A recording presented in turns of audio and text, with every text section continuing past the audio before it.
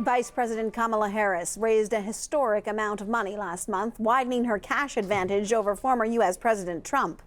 The Democratic candidate raised $361 million in August. That triples the $130 million raised by her Republican opponent. The Harris campaign called the month of August, quote, the best grassroots fundraising month in presidential history. Huge sums of money have been pumped into television and online political ads to run throughout the election. Harris has raised more than $615 million since she was placed at the top of the ticket in July. And this comes as Harris and Trump prepare to take the debate stage next Tuesday. With less than 2 months left until Election Day, this face-off could be make or break. And one key voting bloc both candidates will be trying to reach is working-class voters. So for more on this, I want to bring in Thomas Frank. He is a political analyst and author of many books on American politics, including his latest work, The People Know. He joins us from Bethesda, Maryland. Thanks so much for making the time. Hey, Sarah, how are you doing today? Well, I'm good. And I think like so many people really around the world, we are all looking toward Tuesday with a lot of interest. And I assume you as well will be watching. And I'm wondering how important that debate is going to be, do you think? I think it'll be extremely important. I mean, this is where we're going to get to see the candidates go head to head, right? So, I mean, the last one was obviously one of the most important debates. In the old days, we'd always say the debates never settled anything. Well, that last time they certainly did, and so maybe this one will be just as consequential.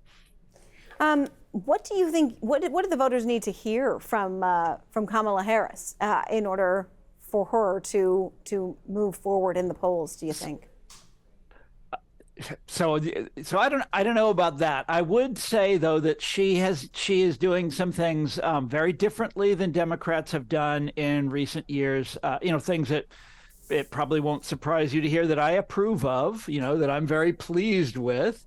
For example, I was at the Democratic convention, and they had their celebration of organized labor was very impressive. It went on and on and on. It was like organized labor has always been the sort of the part of the Democratic coalition that was always an afterthought. They were basically left out of so many of the party's celebrations over the decades, and now they're back in a huge way in the Democratic Party, and that's very refreshing. And I mean, we can talk about the reason for that. There's the reason's very obvious. It's because Donald Trump is threatening to win the votes of a lot of working class people, especially white working class people. And so the Democrats are moving and have been moving for the last 4 years to shore up that part of their coalition. I want to ask more about that. Oh, sorry. Yeah. I just want to say, I was just going to say they've done some impressive things. That's all.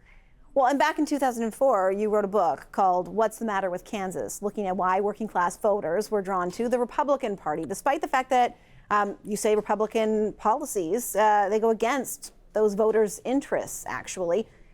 2 decades later, do you think it's still the case?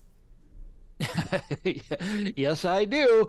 You look at a guy like so when I was writing that, what I had in mind was the Reagan Revolution and sort of what Republicans had done to American industry and to the livelihoods of working class people. And it was pretty simple. It was something of a disaster, right? If you drive around any Midwestern town to this day, you will see the consequences of decades of deindustrialization and bad trade agreements and so on. And I think that continues. Donald Trump, famously won. He won the various states of what is contemptuously called the Rust Belt, the formerly industrialized states of the Midwest, made this, everybody celebrated him as this great hero of working class people. What does the guy do as president? Of course, the main thing that he delivered as president was a massive tax cut for the wealthy. And he put various, people from big business in charge of the regulatory agencies here in Washington, D.C. So no, this is a guy who talks big and delivered very, very little. And that's not, we haven't even got to things like his total incompetence yet. So yes, I think that this has been a bait and a switch. Now, that is not to let the Democrats off the hook. The Democratic Party has a lot to answer for over the decades, and I've also written about that at great length. I think, to tell you the truth, I think both of our two big political parties in this country have really failed working people. Well, Thomas, and if you look at the vice presidential candidates that both have picked, really, but in Harris's choice of Tim Walz as a running mate, there's a focus on his Midwest roots, his military background. J.D. Vance has some similar background there. Does that reflect, do you think, the fact that they are both looking for that everyman working class vote? Absolutely. It's good that you pointed that out, because they are superficially kind of similar, but in fact they have these very different personalities and very different approaches. Walz, for example, has been an excellent governor of Minnesota in terms of what he's done for organized labor, for the groups that actually represent working people on the job. When Vance talks about labor, he does a good job talking about the bitterness, capturing the bitterness. But what he's always talking about are he talks a lot about, of course, the culture war issues, which has been a mainstay of Republican appeals to working people for a long time. He talks a lot about trade. He talks a lot about immigration and about the border with Mexico. But he doesn't, talk about the actual relations that people have in the workplace with their employer. And that's sort of one of the things that I think the Democrats are coming back to that, and I think it's very refreshing. What's really sad here is the guy who has been removed or has withdrawn from the Democratic ticket, President Biden, is really the guy who has turned all this around for the Democratic Party. He's been an excellent president for organized labor, the best we've seen in many years since I was, since Lyndon Johnson or something like that. He's been excellent, and he has reversed decades of Democratic politicians poo-pooing unions and saying that the future of the Democratic Party lies with the highly educated and that sort of stuff. And they've really left that in the past. I mean, superficially, who knows how much any of this really means. We are talking about, your question was about the vice presidential candidates, and as we both know, the vice president doesn't have a lot of power in our system. Right, but they sort of are. They sort of represent what both candidates, Trump and Harris, are hoping to attract in terms of those votes. And I want to just take it back to 2016, because you're not a Trump supporter, but you were one of few, I think, who predicted that he was going to win, and he did. He tapped into the working class, despite what might be the reality of his eventual policies. There was something about the way he was, and maybe still is, that does attract that vote, no? Mm-hmm. Yes. Well, and there were also some real issues. Now, look, the Republicans have been reaching out to working class voters for a long time, right? This goes back to more or less to Richard Nixon. And they've always, the way that they've usually made their appeal to this segment of the electorate is with the culture war issues. So the culture war issues, if you look at them very closely, if you turn on the TV channels where they talk about nothing but culture war, you know what TV channel I'm talking about. All of the culture war issues are framed as a form of class war. It's always about this anger that you have at the people who are forming our culture and ruling our lives and arranging our world without us ordinary people having a say in it. And they've been playing that game for a very long time. This is that's what's the matter with Kansas was largely about. It was about the culture wars as a form of class war.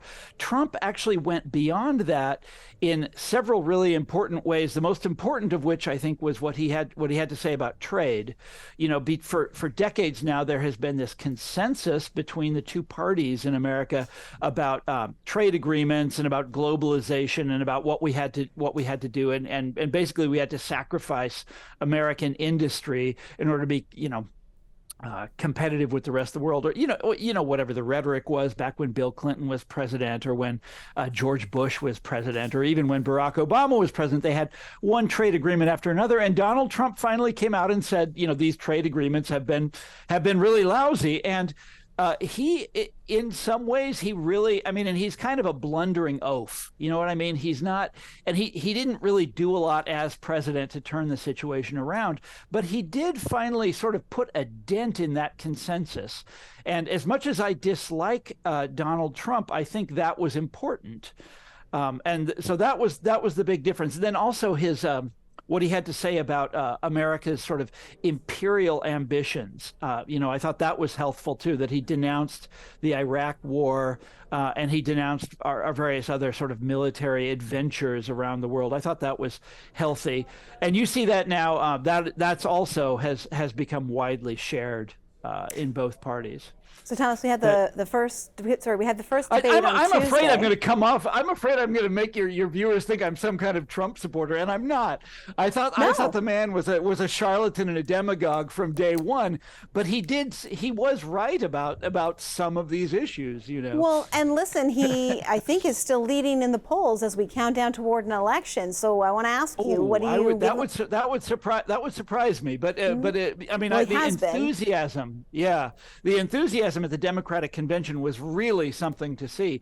So is that going to translate? I guess what I want to know is that going to translate? What's your prediction come November? Do you think there's the debate on Tuesday?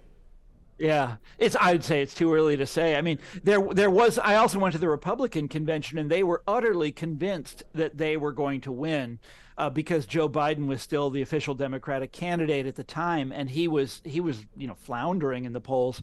And I was a Biden supporter. I thought Biden was doing an excellent job, and so but look, Kamala Harris has this.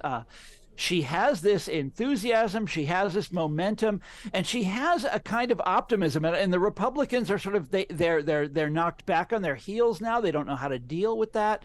And I think there's something very refreshing about that, because we've been living through a period, in the pandemic and even before the pandemic, where liberalism had become, the kind of liberalism that you see on TV and read in the newspapers had become this kind of politics of scolding, this very unpleasant, calling people deplorables and then doubling down on that and enumerating all that, how much liberals hate Trump voters and stuff like that. And she's really turned the page on that, and I think in a very healthy manner. Now, I have my problems with her as well, but so far, I think everything that I just described is very healthy.